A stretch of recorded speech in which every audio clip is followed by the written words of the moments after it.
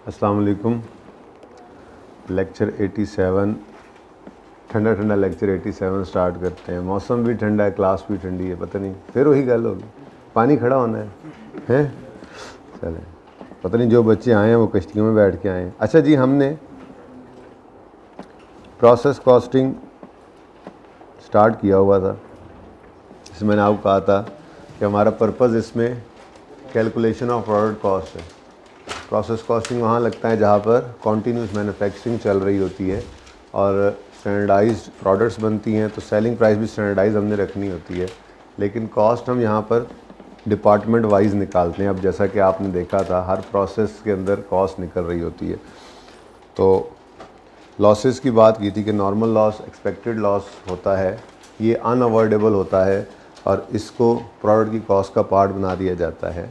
जबकि अब normal loss जो है वो प्रोडक्ट की कॉस्ट का पार्ट नहीं बनाया जाता बल्कि P&L में डाल दिया जाता है। इसीलिए नॉर्मल लॉस की अगर स्क्रैप वैल्यू आए तो उससे प्रोडक्ट की कॉस्ट को कम भी करते हैं, लेकिन अब नॉर्मल लॉस उसी एक्सपेंस को कम करता है जहाँ पर वो जाके रिकॉर्ड हुआ। फिर ये मैंने आपको दो प्रोसेस अकाउंट ऐसे ही फ़र्ज़ी फिगर्स के साथ बना कर दिए थे। तो बेसिकली अगर कोई एक चीज़ ऐसी हमारी है, समझने की बात है, बड़ी अहम बात कर रहा हूँ, लेट आने वाले मिस कर देंगे इसको। हमारा एक प्रोडक्ट है, ये मार्कर है। ये मार्कर हमारा दो प्रोसेस से होकर ये फिनिश गुड्स में कंप्लीट होकर निकल रहा है। अब इस मार्कर की, एक मार्कर की कॉस्ट पर यूनिट कितनी होगी बताएं? इसकी कॉस्ट पर यूनिट कितनी होगी, ये सवाल आपके सामने है। ये मेरा इस मार्कर का प्रोसेस कॉस्टिंग का सारा डाटा है। मुझे बताएं इस मार्कर की, एक मार्कर की कॉस्ट कितनी होगी? बोले, गलत बोल देंगे क्या हो जाएगा, फेल हो जाएंगे, पेपर में बैठे हैं। 27 15 रुपये पर यूनिट कॉस्ट इस प्रोसेस में आई थी। ये पर यूनिट कॉस्ट यहाँ पर समझ लें ऐड हो गई। फिर यहाँ पे मज़ीद कॉस्ट्स ऐड हुई और ये हमारे एक मार्कर की कॉस्ट निकल आई। ठीक है ना, सही है। असल में किस चीज़ की बुनियाद बना रहा था। खैर चलें, अब प्रोसेस कॉस्टिंग में हमने प्रोडक्ट कॉस्ट निकाली, लेकिन निकाल रहे थे डिपार्टमेंट वाइज। अगर हम मतलब प्रोसेस 1 की बात करें तो प्रोसेस 1 में एक मार्कर के ऊपर 15 रुपये लगते हैं और प्रोसेस 2 में फिर मज़ीद 12 रुपये लग जाते हैं। यानी कि अगर आप सिर्फ इस कन्वर्जन कॉस्ट को यूनिट से डिवाइड करेंगे ना तो आपके 12 रुपये आएंगे। 15 और 12 27, इस तरह से हुआ। ठीक है ना, किसी चीज़ की बुनियाद बना रहा हूँ। खैर, ये हमने प्रोसेस अकाउंट्स बनाए। उसके बाद फिर हमने ये सवाल क्लास के अंदर किया था। इस सवाल में कोई मसला है तो बताएं। इस सवाल में किसी किस्म का मसला किसी बच्चे को है तो बताएं। ये बोर्ड की लाइन में ख़त्म कर लूँ ज़रा, फिर अपनी लाइन लगाएंगे ना जी बच्चों। उसके बाद आपको मैंने कुछ क्वेश्चंस दे दिए थे होमवर्क के अंदर, वो आपने ट्राई किए थे? पता नहीं अब हुए या नहीं हुए। कैसे पता कि हो गए हैं? सोल्यूशन तो है नहीं था आपके पास, बैलेंस हो रहा था। गलत भी तो हो सकता है बैलेंस, क्या ख्याल है? चलें एक नज़र डाल लें इन पे, सॉल्यूशंस पे। ज़रा चेक करें क्वेश्चन नंबर 2। अगर ये सही हुए तो फिर मैं इनमें से कोई सवाल नहीं करवाऊंगा, फिर मैं अब जनरल एंट्री से मूव कर जाऊंगा और लेक्चर के एंड पे इंशाल्लाह फिर हम क्लोजिंग वर्किंग प्रोसेस पे बात शुरू कर देंगे। अनफॉर्चुनेटली हफ्ता है और मैं वो मुकम्मल बात नहीं कर पाऊँगा। मेरी चाहत तो थी कि ये बात हो जाती और कुछ सवाल आपके, अगर मौका मिल गया तो बात हो भी जाएगी, ऐसी कोई अनहोनी बात भी नहीं है। खैर जी, तो ये प्रोसेस 1 प्रोसेस ए अकाउंट है। क्वेश्चन 2 का देखें ज़रा, यही आंसर आया था।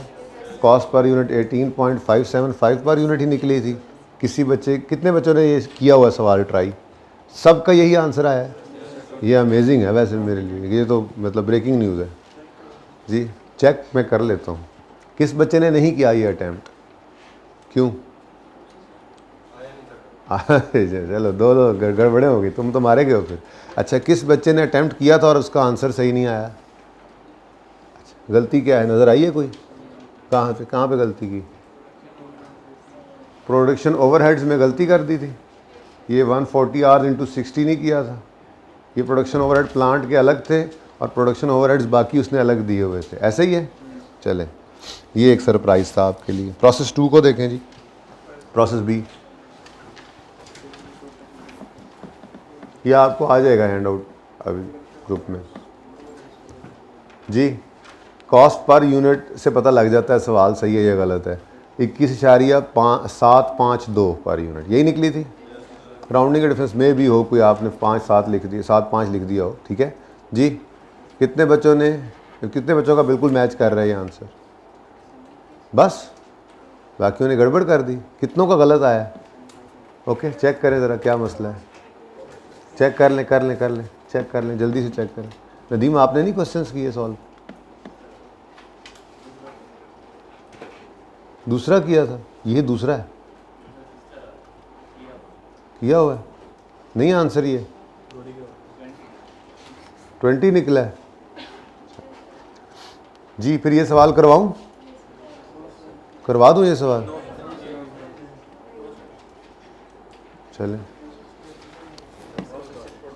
चलें बाकी दोनों देखें फिर फ़िलहाल। ये अकाउंट्स तो अभी मैंने आपको करवाए नहीं ना। चलें फिर देख लेते हैं जी, अगर आपका दिल, सवाल का सलूशन भी आपको दिया हुआ फिर भी आप कह रहे हैं करवा दें। चलें, ये तीनों प्रोसेस के अकाउंट्स हैं। प्रोसेस 1 क्वेश्चन 3 का। ये कितने बच्चों ने अटेम्प्ट किया? आंसर सही है वो हाथ खड़ा करें। कम हो गए। I think you need more practice. चलें जी, आ जाएं जी क्वेश्चन नंबर 2 फिर मिलकर करते हैं, लेकिन अब क्विकली करना है इसको। ये वैसे क्वेश्चन करने जोगा है नहीं, लेकिन आप आज नहीं आपको कर रहा हूँ मैं, तो कुछ बच्चे कह रहे हैं तो फिर कह रहे हैं, क्या कर सकते हैं जी। प्रोसेस कॉस्टिंग की बुनियाद ना ख़राब कर बैठे हम। माना मैंने आज जो है वो बहुत कुछ प्लान किया हुआ था, लेकिन थोड़ा कम कर लेंगे, उससे ज़रा क्विकली कर लें इसको, ठीक है जी। 2 प्रोसेस अकाउंट्स बनाने हैं, मटीरियल ए और प्रोसेस ए और प्रोसेस बी, ठीक है। Chemical compound is made by raw material being processed through two processes. The output of process A is passed to process B, where further material is added to the mix. The detail of process costs for the financial year December 2001 are as below. Direct material 2000 kilos लगेगा, ये multiply करते जाएंगे ना, 5 रुपये से multiply करके इसका answer आ जाएगा। फिर डायरेक्ट लेबर है। प्रोसेस प्लांट टाइम, प्रोसेस जिस प्लांट के ऊपर हम प्रोसेस करते हैं इसको, उसके 140 घंटे लगते हैं और 60 रुपये पर आवर इसकी कॉस्ट है, ये भी मल्टीप्लाई कर देंगे, ठीक है ना जी। उसके बाद एक्सपेक्टेड आउटपुट आ गया, एक्चुअल आउटपुट, नॉर्मल लॉस। इसी तरह से प्रोसेस बी भी है, लेकिन ये the department overhead for the year was and is absorbed into cost of each product on the basis of, आप ये मिस कर गए शायद। एक प्लांट की कॉस्ट थी, ठीक है, प्लांट की कॉस्ट प्लांट का ओवरहेड, यानी कि प्लांट की शायद उन्होंने सिर्फ बिजली दी हुई थी कि बिजली प्लांट की लगती है, लेकिन भाई प्लांट जहाँ पे लगा हुआ है उस फैक्ट्री के भी कोई खर्चे होंगे, कोई और फिक्स कॉस्ट भी हो सकती हैं, ठीक है। तो वो बाकी डिपार्टमेंट की कॉस्ट ये पड़ी हुई हैं, ठीक है। तो खैर चलें क्विकली करते हैं, अब क्या हो सकता है, ज़्यादती है वैसे। क्वेश्चन नंबर 2 बताएं जी। स्प्रिंग 2002 का क्वेश्चन नंबर 5। सोल्यूशन आपको दिया हुआ वैसे जी, नाम शाम है इसका, बेनाम ही है।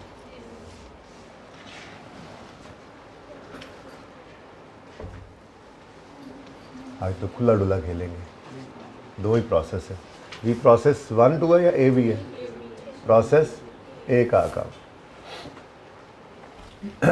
चलें, क्वांटिटी और अमाउंट, रुपीज़, क्वांटिटी, रुपीज़ और क्वांटिटी जी। बच्चों इनपुट हमने किए 2000 किलोज,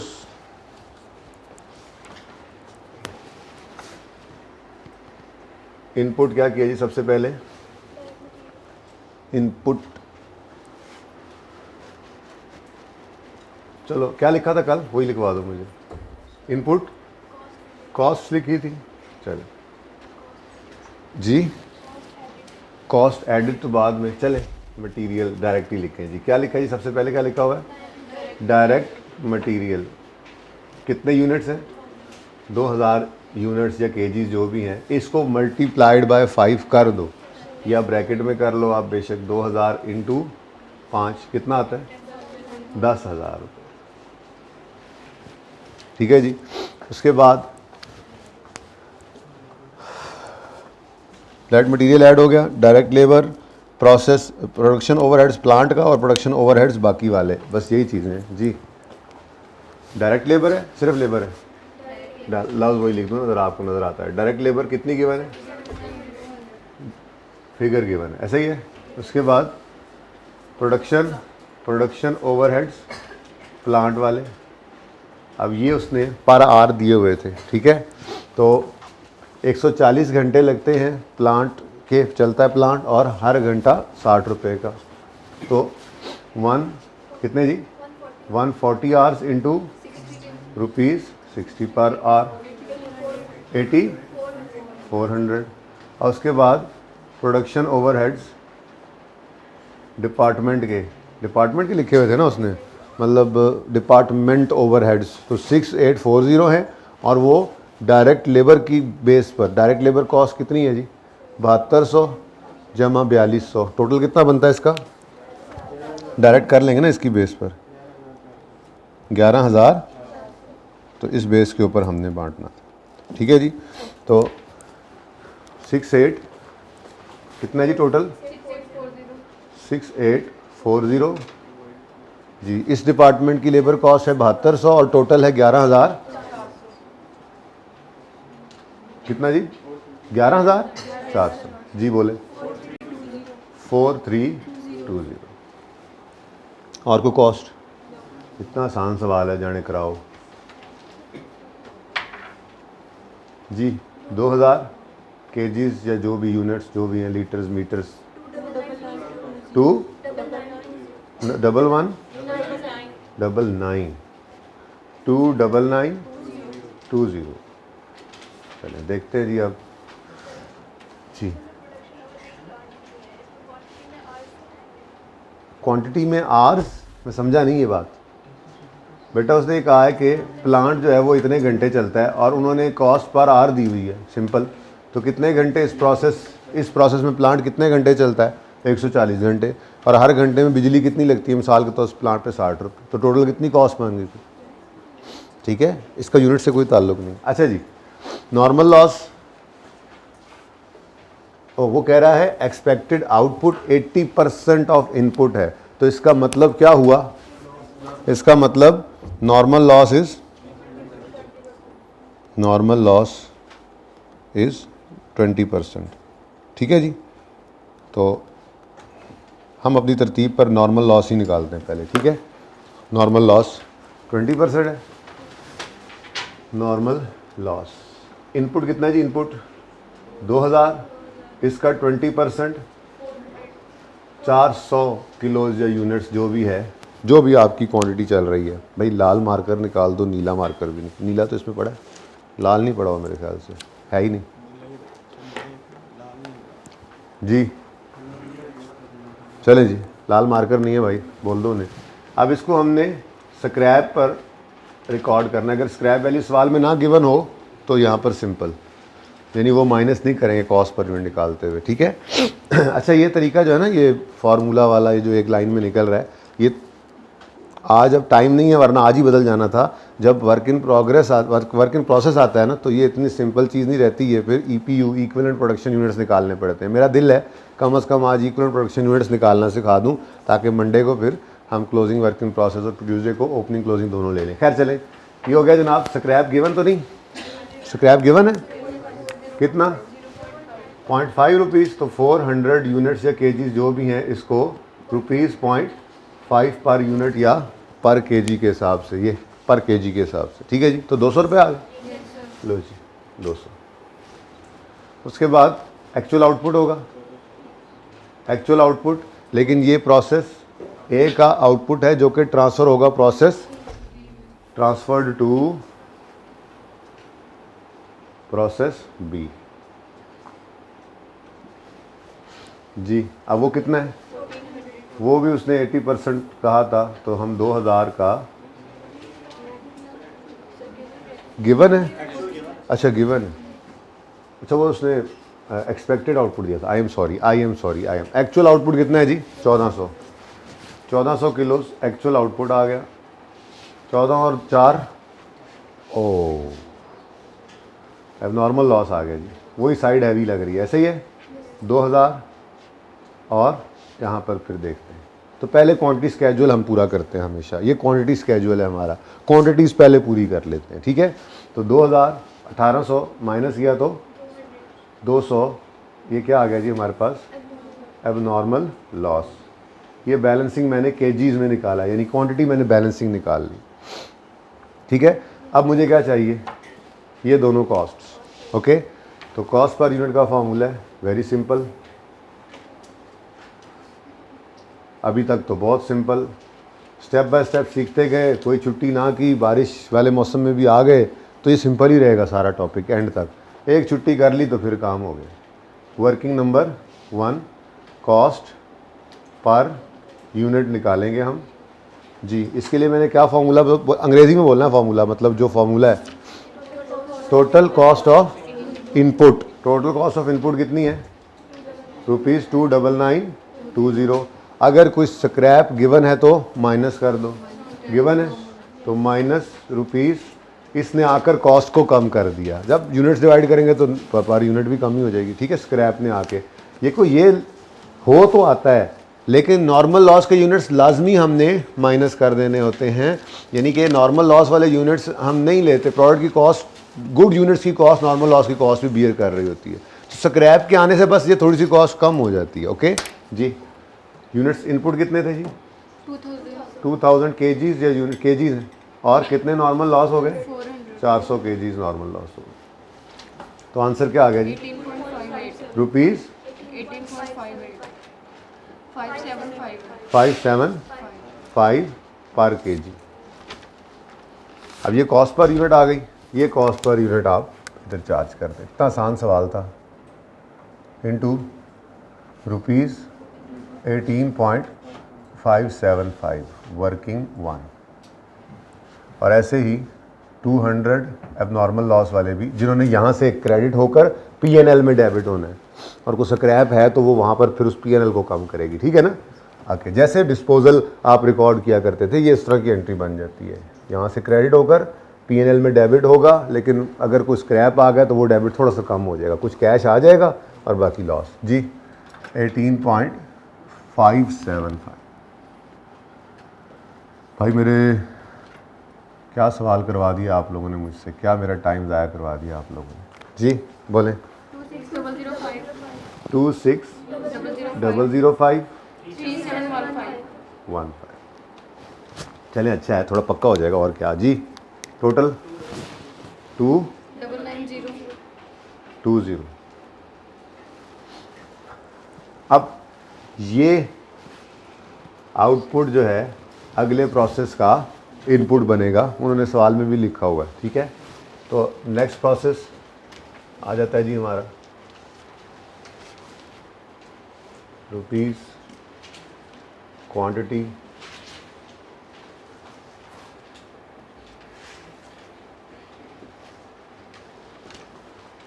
जी। बच्चों ओपनिंग क्लोजिंग इन अकाउंट्स का भी नहीं आ रहा। ओपनिंग क्लोजिंग और चीज़ होती है, कुछ बच्चे समझते हैं, साथ साथ अब जहन बनाए ना, मंडे वाले अगला हफ्ता जो है उसमें शायद जॉइंट बाय प्रोडक्ट भी शुरू हो जाए, यानी कि जब आपने क्लोजिंग वर्किंग प्रोसेस कर लेना है तो एक दिन के बाद अगले दिन मैं ओपनिंग भी डाल दूंगा, फिर उसकी थोड़ी सी पिटाई होती है। ओपनिंग वर्किंग प्रोसेस क्लोजिंग दोनों आ रहे होते हैं। एवको और फाइफो 2 सिस्टम्स हैं जो थोड़ा सा परेशान करते हैं, तो थोड़ा सा उसके ऊपर हम प्रैक्टिस करते हैं। खैर एनीवेज, तो बच्चा जो कंफ्यूज होता है ना, वो इससे होता है कि शायद ये क्लोजिंग वर्क इन प्रोसेस था जो ओपनिंग वर्क इन प्रोसेस उधर बन रहा है। ऐसा नहीं है, ये अलग अलग कमरे हैं फैक्ट्री के अंदर, ये अलग अलग कमरे हैं, हर कमरा एक प्रोसेस है। इस कमरे की मशीन के ऊपर अगर कोई यूनिट्स ऐसे हैं जो कंप्लीट होकर नहीं निकले और अभी मशीन पर चढ़े हुए हैं, वो इस कमरे का क्लोजिंग वर्क इन प्रोसेस होगा, जो इसी कमरे में अगले दिन अगले पीरियड के स्टार्ट में ओपनिंग वर्क इन प्रोसेस बनेगा। इसका क्लोजिंग आगे नहीं जाता, ये बच्चे समझ रहे होते हैं। खैर चलें, थोड़ी थोड़ी बुनियाद बनाई, अभी तो है वर्किंग प्रोसेस है नहीं, ठीक है ना, सही है। थोड़ी सी बात समझ आई है, हल्की सी कि देखो यहाँ पर हम हीटिंग प्रोसेस कर रहे हैं, ईयर एंड आ गया, कुछ मटेरियल अभी भी कढ़ाई के अंदर पड़ा हुआ था जिसको हम हीट कर रहे थे और ईयर एंड हो गया। अब वो इस पीरियड के अंदर क्लोजिंग वर्क इन प्रोसेस, अगला पीरियड शुरू होते ही वो हीटिंग जब दोबारा शुरू करेंगे तो वो ओपनिंग वर्क इन प्रोसेस इसी में होगा। जब तक वो इस प्रोसेस से कंप्लीट, यहां से निकल के क्या जाना है, कंप्लीट वाला यूनिट। अभी हमारा क्लोजिंग वर्क इन प्रोसेस नहीं है, कुछ लॉस कुछ कंप्लीट, बचा कुछ नहीं, कढ़ाई खाली है, सारी उंडेल दी है कहां, अगले प्रोसेस में, ठीक है ना। तो अभी वर्क इन प्रोसेस नहीं है। ये बड़ा कंफ्यूजन होता है बच्चों को, बच्चे पता नहीं क्यों समझते हैं कि ये प्रोसेस, भाई प्रोसेस चल रहा है पूरी फैक्ट्री के अंदर, लेकिन इस प्लांट का प्रोसेस क्या है जो यहाँ पर कंप्लीट नहीं हुआ और अभी इसके ऊपर लगा हुआ है। हमारे सवाल के अंदर अभी तक ऐसा कुछ नहीं है कि वो कहे प्रोसेस ए के अंदर अभी भी कोई चीज़ जो है वो अंडर, अगर इसका कोई प्रोसेस होगा ना तो यहाँ पर दोबारा वो लेजर बनेगा, इसका क्लोजिंग प्रोसेस, इधर ओपनिंग बनेगा और फिर उसके ऊपर कॉस्ट लगेगी और फिर वो कंप्लीट होकर निकलेगा। ये थोड़ा सा मैंने आपका थोड़ा ज़हन बनाना था, ठीक है, इससे पहले कि क्लोजिंग वर्किंग प्रोसेस और ओपनिंग आने लग जाए। ओके, चलें जी, फिलहाल तो सादा बात जी। क्या करेंगे, क्या लिखा था जी, अच्छा आगे क्या है, आगे डायरेक्ट मटेरियल फिर ऐड हो रहा है। चलो पहले ट्रांसफर फ्रॉम ए ले लेते हैं और उसके बाद कॉस्ट ऐड कर लेते हैं, ठीक है। तो ट्रांसफर्ड फ्रॉम, ये ट्रांसफर टू पी है तो ये ट्रांसफर्ड फ्रॉम ए। कितने यूनिट्स आए हैं, 1400 और इनकी कॉस्ट क्या है जी, 26005। अब ये कंप्लीट होकर पूरे कंप्लीट उस प्रोसेस में अब इन पे कोई काम नहीं रहता था, ये उधर से कंप्लीट हो गए, अब ये आगे आ गए। अब इस प्रोसेस में इनके ऊपर कॉस्ट ऐड करेंगे, कॉस्ट एडेड। चलो अच्छा ही है यार, एक सवाल और कर लिया आपके साथ, आपने कहना था एक ही सवाल करवाया था इसका, बता तो दो कौन सा प्रोसेस है जालमो, प्रोसेस बी का काम।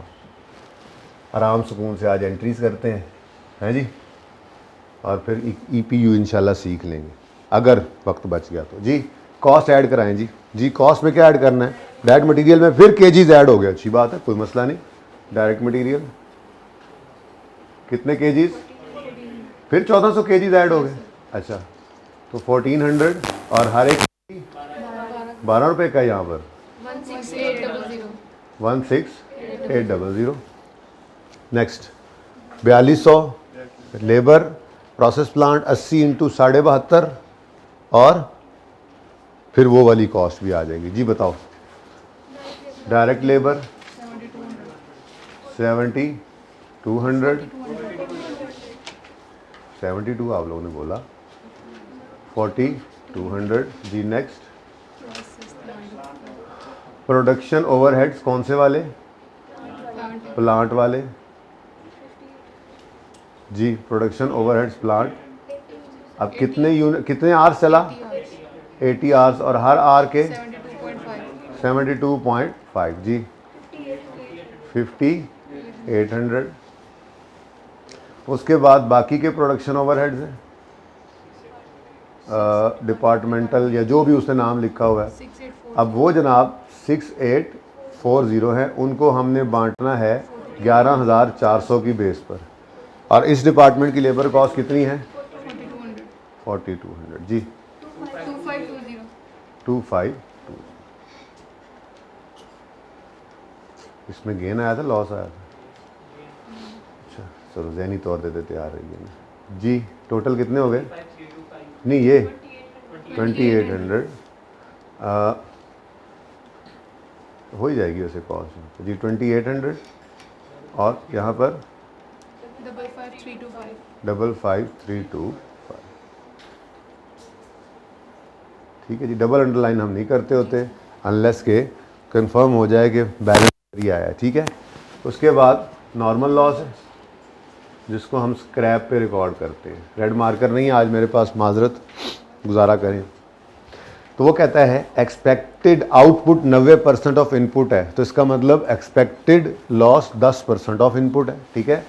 तो इनपुट कितना है, अब इनपुट तो 1400 नहीं है, ये भी तो इनपुट ही है। इस प्रोसेस के दो इनपुट्स हैं, एक इनपुट प्रोसेस 1 से आया, एक इनपुट हमने यहाँ पर किया, तो टोटल 2800 यूनिट्स है और उनका 10% छोटी छोटी बातें शायद समझ ना आती हों, वही प्रैक्टिस हो रही है बस यहाँ पे जी। अब इसकी स्क्रैप वैल्यू गिवन है सवाल में, क्या कह रहा है जी 1.825, तो 1.825 280 इंटू 1.825 रुपीज़ 1.825 लिख देता हूँ। चलो ज़रा पर केजी लिखने की जगह तो नहीं है। 1.825 जी बोले 51।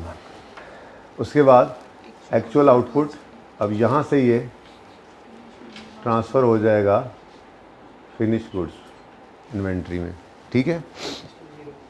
ये कितना है जी, एक्चुअल आउटपुट गिवन है, एक्चुअल आउटपुट गिवन है 2620 kgs।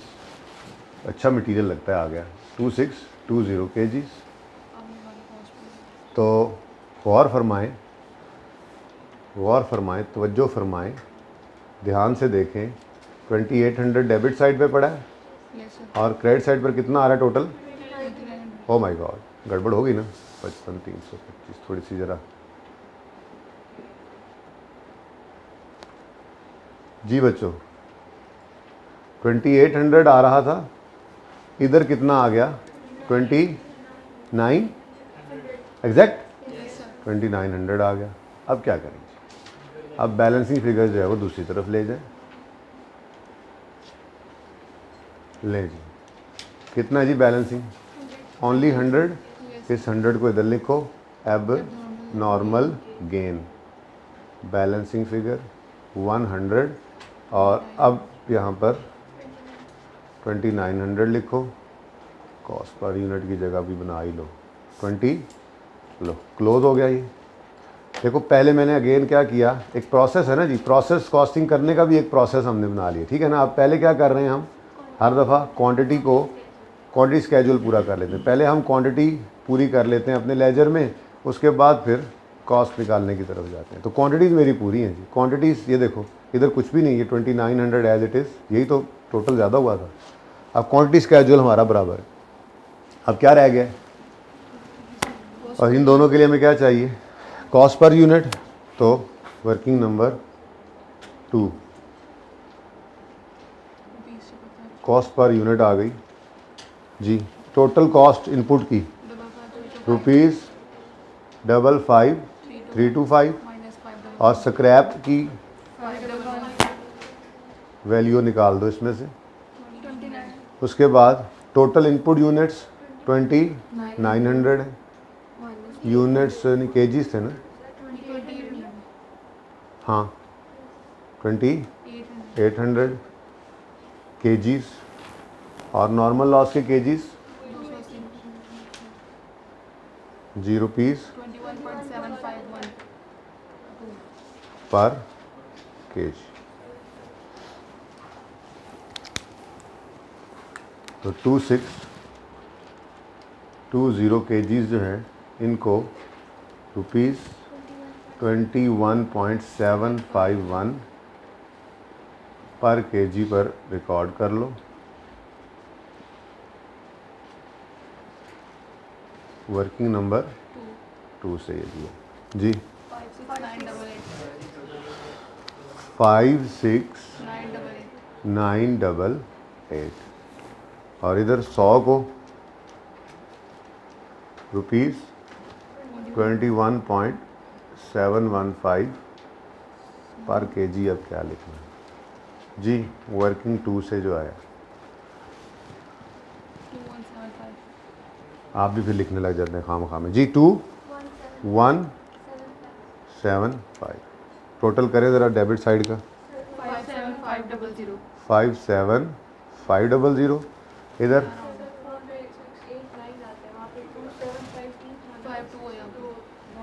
ये 989 है, ठीक है कोई मसला।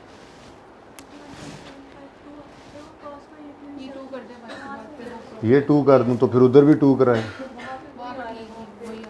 नहीं फिर 2 कॉस्ट तो एक ही रहनी है ना, एक बताएं 2 कर दें, कोई नहीं, राउंडिंग है राउंडिंग जी।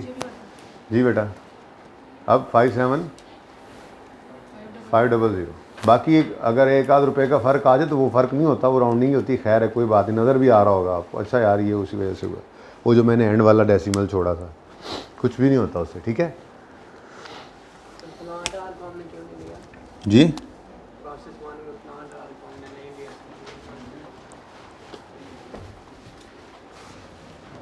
ये सर क्वांटिटी में, हाँ सर इसको हमने क्वांटिटी में नहीं लिया सर, केजीज को ले रहे हैं, यूनिट्स को लेते हैं और आर को हम नहीं ले। अल्लाह के बंदे समझो, हमने प्रोसेस में जो है वो इस वक्त पकोड़े डाले हैं फ्राई होने के लिए, मौसम के हिसाब से बताऊं तो जो पकोड़े डाले हैं उसके ऊपर जो आपका वो चूल्हा जल रहा है, क्या उसके घंटे उसमें ऐड हो जाएंगे? पकोड़े का मटेरियल डाल दिया है, उस पर अब बाकी कॉस्ट लग रही हैं, उस पर बंदा खड़ा होकर फ्राई कर रहा है, उसको आप तनख्वाह दे रहे हैं, उसके ऊपर वो घी के अंदर फ्राई हो रहे हैं, उसके ऊपर गैस लग रही है, ये ओवरहेड्स लग रहे हैं, तो वो ओवरहेड्स हैं। अब वो जो आपका चूल्हा जल रहा है, वो चूल्हा 2 घंटे जले तो 60 रुपये पर घंटा उस पर खर्चा आता है। तो ये कैसे मैं ऐड करूं क्वांटिटी के अंदर? कर सकता हूं क्या? पकौड़ा आधा किलो पकौड़े तैयार हो रहे हैं, उसमें 2 घंटे लगते हैं, चूल्हा जो जलता है, ये प्लांट हमारा चूल्हा है ना अब यहाँ पे पकौड़ों में, तो ठीक है, तो फिर कैसे 2 घंटे ऐड करें उसके अंदर? समझ आई ये बात कि वो मटेरियल एडेड है, उसके ऊपर प्रोसेस चल रहा है। वो कह रहे हैं प्लांट इतने घंटे चलता है, वो बिजली में चलता है, वो प्रोसेस चल रहा है, कॉस्ट के अंदर ऐड तो कर रहे हैं, क्वांटिटी में कैसे ऐड कर रहे हैं? क्वांटिटी तो वही है जो बेसिक मटेरियल लगा है, जिसके ऊपर प्रोसेसिंग हो रही है, वो प्रोसेसिंग प्लांट के ऊपर हो रही है, उसके ऊपर लेबर खड़ी है, उसके ऊपर बिजली वगैरह खर्चे आ रहे हैं, ये कॉस्ट चल रही है। कोई और भी है ऐसा जो ये कहे? पहले भी शायद किसी ने ये बात की थी, समझ आ गई है? ऐसे जी मेरा टाइम ज़ाया कर लिया आप लोगों ने successfully, mission accomplished, success, respect. Sir आपको सारी गेमों को पता है? हाँ सारी गेमों का पता है। अच्छा जी, ऐसा है, अब एंट्रीज खेलते हैं।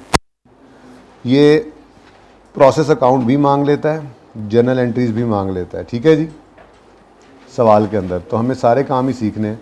मैं इस वक्त इस चीज़ में बिल्कुल भी इंटरेस्टेड नहीं हूँ कि उसने रिक्वायरमेंट में कौन से वाले अकाउंट्स मांगे हुए हैं। इस वक्त तो मेरा दिल ये कर रहा है बस करते जाएं, जो कुछ पॉसिबल हो करते जाएं। पहला सवाल है ना, ठीक है, उसके बाद फिर एंड पे बैठ के डिसाइड करेंगे, अच्छा यार मांगा तो सिर्फ ये हुआ था। ओके, ठीक है, तैयार हैं? चलो अच्छी बात है अगर आप तैयार हैं तो।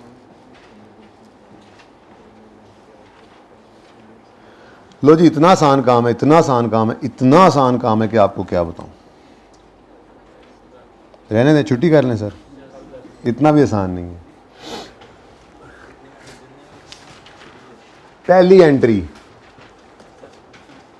एंट्री प्रोसेस 1 अकाउंट डेबिट और ये सारी चीजें क्रेडिट। ये पहली एंट्री, ब्लू रेड सारी नजर आ रहे हैं, इधर कौन सा, ग्रीन कलर कर ले जी। पहली एंट्री प्रोसेस 1 का अकाउंट डेबिट और basic material, direct labour, direct expense, FH absorb, ये बस क्रेडिट। इस सवाल, इस टॉपिक के अंदर इतने से काम चल जाएगा। अब इसके पीछे की कहानी जो है ना, वो जब मैंने कॉस्ट लोन प्रोडक्शन 1 दिन 1.5 दिन में कराना होता है ना, उसके अंदर इसके पीछे की कहानी भी आएगी। मटेरियल खरीद के जो लाते थे हम, उसकी एंट्री याद होगा आपको, खरीदने की एंट्री करते थे, इन्वेंट्री का अकाउंट डेबिट, कैश या क्रेडिट। तो वो सारी चीज़ें पहले कहीं पे भर के रखेंगे, इन्वेंट्री हमारे पास पड़ी होगी, लेबर की कॉस्ट जो पे कर देंगे वो हमने वहाँ पर एक डिब्बे में रखी होगी, वहाँ से चीज़ें निकल कर यहाँ आ रही होती हैं। वो पिछली पिक्चर को भी आपने सोचना नहीं है, ये इंशाल्लाह इससे पिछली पिक्चर आएगी।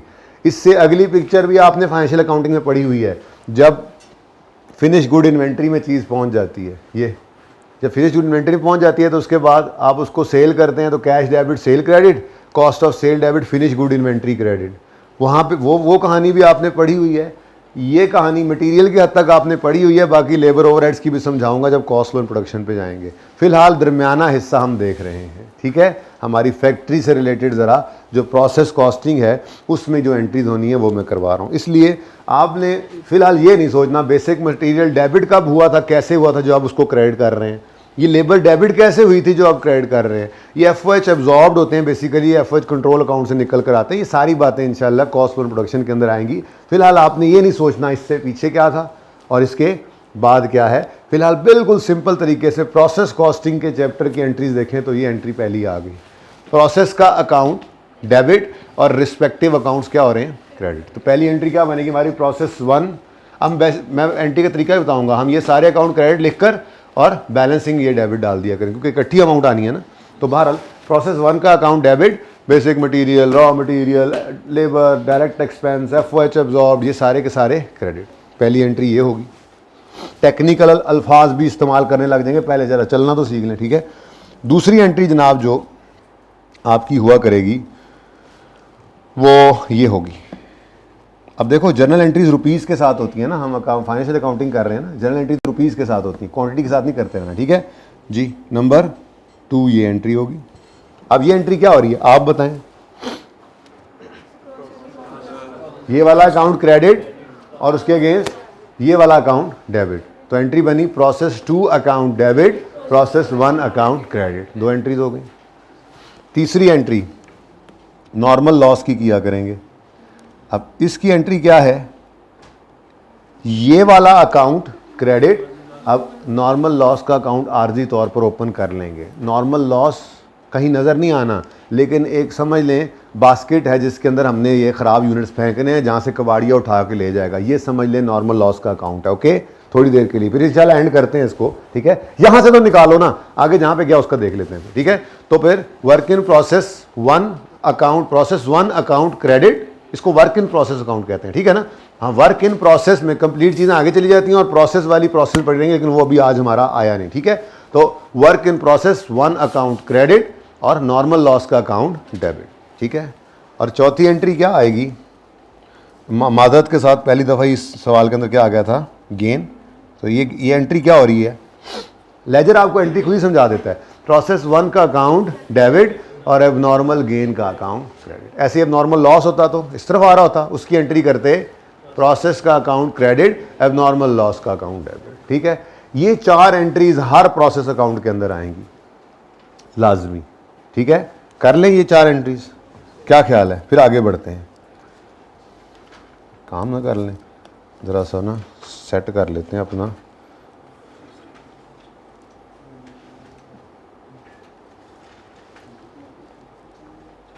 यहाँ पे ना हम ये थोड़ा सा वैसे आगे जाके स्मार्ट भी हो गए थे ना, हम कंजूसी से करने लग गए थे ना काम। चलो खैर,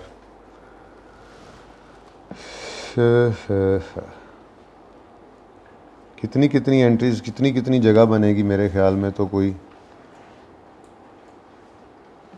इतनी जगह काफ़ी होनी चाहिए।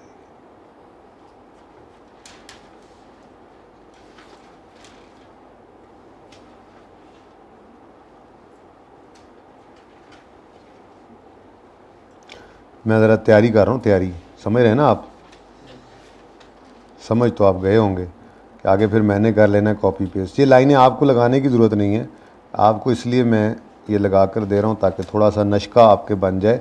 फाइनेंशियल अकाउंटिंग जब वापस आ रही होती है, आप पसंद ही होती है ये बात, ठीक है ना जी। मतलब जर्नल एंट्री जब हो रही होंगी तो आपको अच्छा ही लगेगा।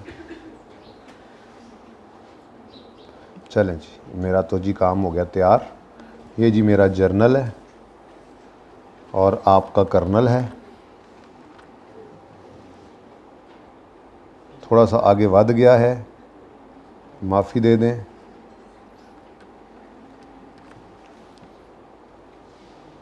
इतना तो चलता है, क्या ख्याल है।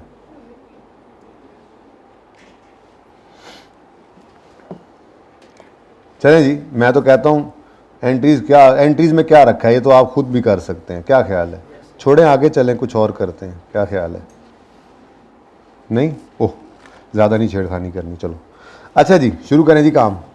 हम सबसे पहले ये प्रोसेस 1 की जर्नल एंट्रीज़ कर रहे हैं, ठीक है। मैं ज़रा प्रोसेस 1 की जर्नल एंट्रीज ज़रा दूर से ज़रा आपको नज़र आ जाएं, ब्लैक ज़रा गुस्से वाला ब्लैक कर देता हूँ। पहली एंट्री करवाओ जी मुझे, पहली एंट्री जी,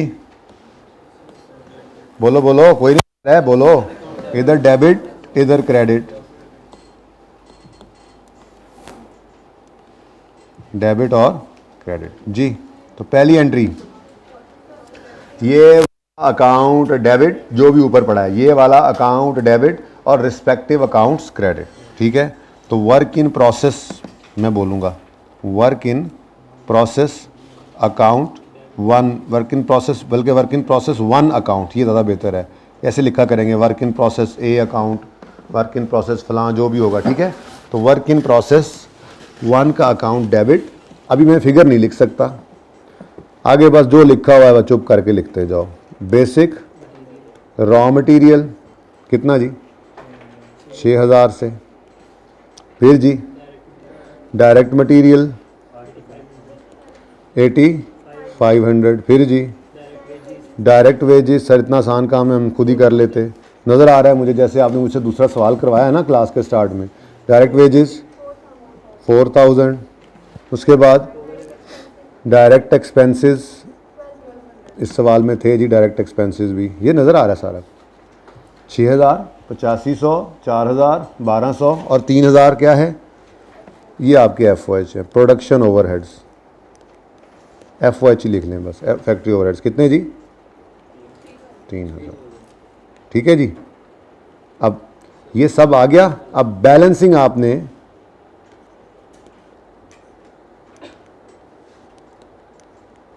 चलो ऐसे ही जी, बैलेंसिंग आपने लिख देना है जी, कितना 22,000।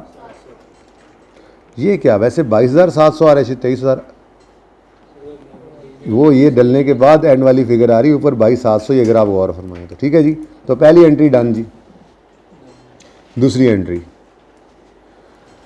दूसरी एंट्री क्या बताइए जी आपको, दूसरी एंट्री है जो फिनिश गुड्स हो गई हैं उनको ट्रांसफ़र कर दो। मतलब अगर इस प्रोसेस से फिनिश होकर अगले प्रोसेस में जा रही हैं तो उस प्रोसेस को डेबिट करके इसे क्रेडिट कर दो, और अगर फिनिश गुड्स बन गई हैं तो फिनिश गुड इन्वेंट्री डेबिट करके इसे क्रेडिट कर दो जी। करो जी, करो करो जी, करो। Work in process 2 account debit और वर्क इन प्रोसेस 1 का अकाउंट क्रेडिट 23,000 से, सेम अमाउंट ही नज़र आ रही है आपको, ठीक है जी। तो दूसरी एंट्री जो हुआ करेगी, ये पहली एंट्री लाजमी, हर प्रोसेस अकाउंट की लाजमी एंट्रीज बता रहा हूँ। दूसरी एंट्री क्या होगी, बोलें जी, वर्क इन प्रोसेस 2 का अकाउंट डेबिट करके हमने वर्क इन प्रोसेस 1 का अकाउंट क्रेडिट कर देना है 23,000 से। तीसरी एंट्री क्या करेंगे, नॉर्मल लॉस की एंट्री। क्या एंट्री सिखाई है आपको, नॉर्मल, ये वाला अकाउंट क्रेडिट तो आर्जी तौर पे नॉर्मल लॉस का अकाउंट डेबिट कर दें, ठीक है जी। तो तीसरी एंट्री हम करेंगे वर्क इन प्रोसेस का अकाउंट क्रेडिट और नॉर्मल लॉस डेबिट। तो बोलो, अब लिखते हो तो मैं सही लिख लूँ ना जी, नॉर्मल लॉस अकाउंट डेबिट और वर्क इन प्रोसेस 1 का अकाउंट 2 कहाँ से आ गया जी, कितने से। अब इसको स्क्रैप वैल्यू पर ही रिकॉर्ड कर लो, ठीक है, 200, जो वैल्यू सामने आ रही है ज़ाहिर है 200।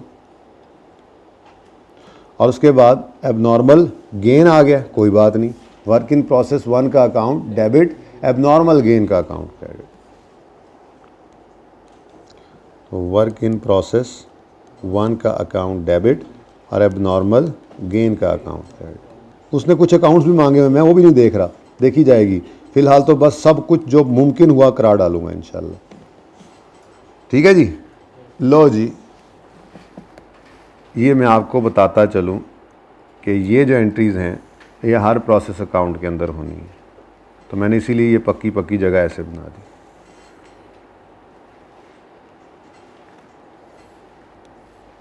आसान काम, मुश्किल काम, आसान काम, मुश्किल नहीं है, थोड़ी सी बस प्रैक्टिस चाहिए आपको, मुश्किल नहीं है काम, आसान है इंशाल्लाह, ठीक है।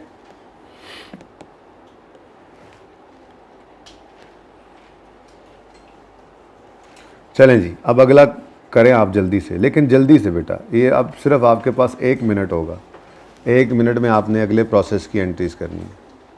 ये 4 कॉमन एंट्रीज़ करनी है, छोड़े आगे नॉर्मल लॉस है, नॉर्मल लॉस में जो चीज़ें जा रही हैं उनका क्या करना है वो मैं अलग बताता हूँ, ठीक है। जल्दी कर, सवाल दिखाऊँ, सवाल आपके पास नहीं था, पीछे जाना पड़ना था, चलो जी।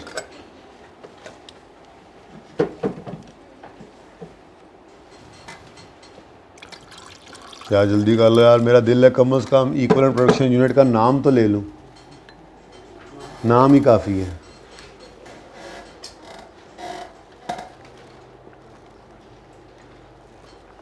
वैसे मुझे पता है आप लोगों का तो यही टारगेट होगा, किसी भी तरह से इसको रोक लिया जाए। मैं कहूँगा रोक सको तो रोक लो, EPU आई रहे।